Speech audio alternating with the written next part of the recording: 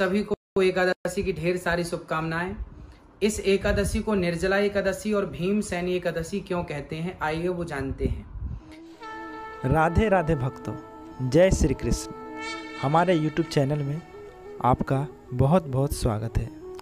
आज हमारे महाराज जी बताने वाले हैं निर्जला एकादशी व्रत करने की विधि, व्रत की कथा और व्रत खोलने का पूरा तरीका। किस तरह आपको संपूर्ण वर्ष की एकादशियों का पुण्य फल मिल सकेगा। पूरे वर्ष में 24 एकादशी आती है, लेकिन जिस साल अधिक मास आता है उस साल 2 एकादशी अधिक होता है, यानी कुल मिलाकर उस वर्ष 26 एकादशी होती है।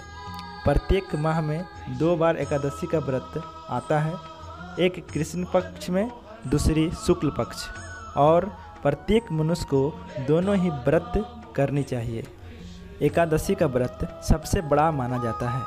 हमारे जीवन में जाने अनजाने में कई पाप हो जाते हैं।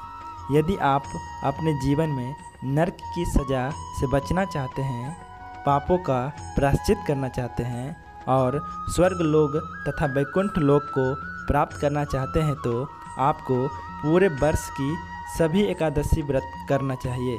लेकिन पूरा साल की एकादशी का व्रत करना सभी के लिए संभव नहीं है। ऐसे परिस्थिति में भगवान स्वयं बताए हैं कि जो मनुष्य ज्येष्ठ माह के शुक्ल पक्ष की निर्जला एकादशी का व्रत कर लेगा, उसको पूरा साल की सभी एकादशियों का पुण्य फल प्राप्त हो सकेगा। इस बार निर्जला एकादशी का महापर्व 11 जून 2022 शनिवार को है। वैसे एकादशी तिथि का आरंभ 10 जून 2022 सुबह 7:26 को हो जाएगा तथा इस एकादशी व्रत का पारण 12 जून 2022 रविवार को सुबह 5:49 से लेकर 8:49 के मध्य आपको कर लेना है। निर्जला एकादशी के अलावा इसे भीमसेन एकादशी भी कहते हैं और पांडव एकादशी के नाम से भी जानी जाती है। इसमें 24 घंटा तक, यानी एकादशी के सूर्योदय से लेकर द्वादशी के सूर्योदय तक निरंतर 24 घंटा निर्जला निराहार व्रत किया जाता है।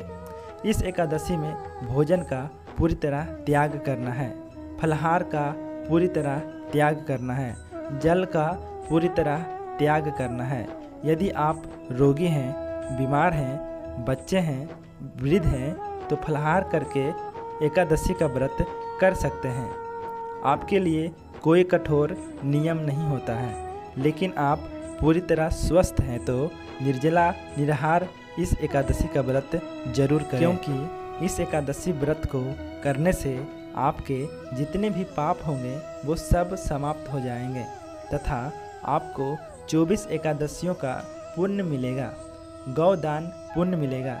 निर्जला एकादशी के दिन किसी भी मनुष्य को सूर्योदय के समय, सूर्यास्त के समय सोना नहीं चाहिए, दिन में सोना नहीं चाहिए और इस दिन झूठ नहीं बोलना है, क्रोध नहीं करना है, वाद विवाद नहीं करना है, लड़ाई झगड़ा नहीं करना है, पेड़ पौधों को काटना नहीं है और इस दिन चावल का सेवन नहीं करना है। अब महाराज जी के द्वारा उनके मुख बिंद से निर्जला एकादशी व्रत की कथा सुने। क्यों कहते हैं, आइए वो जानते हैं। एक बार सारे पांडव धर्मराज युधिष्ठिर, अर्जुन, नकुल, सहदेव श्री व्यास जी के पास गए और उन्होंने कहा, व्यास जी, हम आपके पास एक शिकायत लेके आए हैं। व्यास जी ने कहा, कौन सी शिकायत? बोले, भीम की शिकायत लेकर आए हैं। क्या शिकायत है? बोले, ये भीम जो है ये एकादशी नहीं करता। तब व्यास जी ने भीम से कहा, भीम आप एकादशी क्यों नहीं करते? तब भीम ने कहा, क्या बताऊं भगवान, मुझे बहुत जोर की भूख लगती है और मैं बिना खाए रह नहीं सकता, सो मुझे एकादशी में कोई रुचि नहीं है। तब व्यास जी ने कहा कि यदि मानव का तन पाकर आपने एक भी एकादशी नहीं की तो ये समझिएगा कि आपके मानव तन यूं ही व्यर्थ चला गया। कम से कम एक एकादशी तो हमें करनी चाहिए। तो भीम जी ने कहा, फिर मैं कौन सी एकादशी करूं? तब उन्होंने कहा कि ज्येष्ठ मास की यह एकादशी जो निर्जला एकादशी के नाम से जानी जाती है। इस एकादशी को यदि आप कर लेंगे तो आपको संपूर्ण सारी एकादशी करने का फल प्राप्त हो जाएगा। फिर आप साल में इस एक एकादशी को कर लिया करें, अन्य एकादशी करने की फिर आपको जरूरत नहीं पड़ेगी।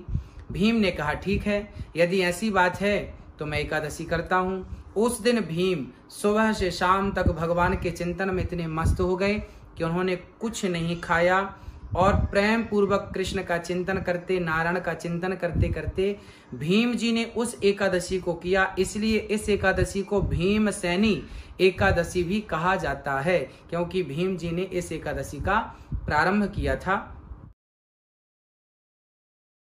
पालन करना चाहिए। एकादशी के दिन सबसे पहले जल्दी उठ जाएं, स्नान करें, सूर्य भगवान को जल चढ़ाएं और प्रेम पूर्वक भगवान का चिंतन। लड्डू गोपाल जी को स्नान कराना, दूध से, दही से, घी से, शक्कर से, शहद से स्नान कराओ, पंचामृत से बढ़िया उन्हें तुलसी का दल चढ़ाओ। एकादशी के दिन क्या करना है कि तुलसी पहले ही एकादशी के पहले, जैसे आज एकादशी है तो एक दिन पहले हमें तुलसी तोड़ लेनी चाहिए और तुलसी से एकादशी के दिन गोपाल जी का अभिषेक करना चाहिए। बढ़िया कृष्णाय नमः, नारायणाय नमः, नारायणाय नमः, नारायणाय नमः। आप इस प्रकार से भगवान को पुष्पों की पंखुड़ी से भी अभिषेक कर सकते हैं। आप पंखुड़ियां तोड़ लें और नारायणाय नमः गोपाल जी को चढ़ाएं और प्रेम पूर्वक कीर्तन करें। श्रीमन नारायण नारायण का कीर्तन करें, पूरे घर के लोग कीर्तन करें, प्रेम से भाव से कीर्तन में झूमें और लोगों को भी कीर्तन कराएं और लोगों को भी कीर्तन करने की प्रेरणा दें। और इस प्रकार एकादशी पूर्ण होने पर द्वादशी के दिन अर्थात दूसरे दिन चावल जरूर खाएं। दूसरे दिन चावल खा के ही एकादशी का व्रत पूरा करना चाहिए। एकादशी के दिन चावल नहीं खाना चाहिए, पर द्वादशी के दिन चावल खा के ही व्रत को पूरा करना चाहिए, त्रयोदशी लगने के पूर्व। ये संपूर्ण एकादशी की महिमा आपको सुनाई गई। अधिक से अधिक कीर्तन, भगवान से सच्चा प्रेम ही सच्चा व्रत है। आप सभी को एकादशी की पुनः शुभकामनाएं। जय श्री कृष्णा, जय श्री राधे।